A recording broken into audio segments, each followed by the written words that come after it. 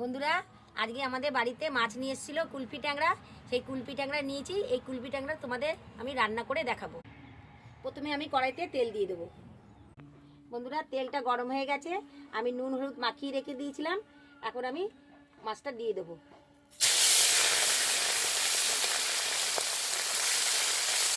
মাছটা ভাজা হয়ে গেছে, এবার আমি তুলে নিচ্ছি। বন্ধুরা মাছটা ভাজা হয়ে গেছে, এবার আমি আলুগুলো ভেজে নেব। এবার হলুদ দিয়ে দেবো, এবার নুনটা দিয়ে দেবো। বন্ধুরা আলুটা ভাজা হয়ে গেছে, এবার আমি তুলে নেব। এবার তেলে দিয়ে দেবো কালো জিরে। এখানে পেঁয়াজ লঙ্কা বেটে নিয়েছি। এবার দিয়ে দেবো হলুদ। এবার দিয়ে দেবো নুন পরিমাণ মতো। এবার টমেটো কুচি দিয়ে দেবো। এবার কাশ্মীরি লঙ্কার গুঁড়ো একটু দিয়ে দেবো।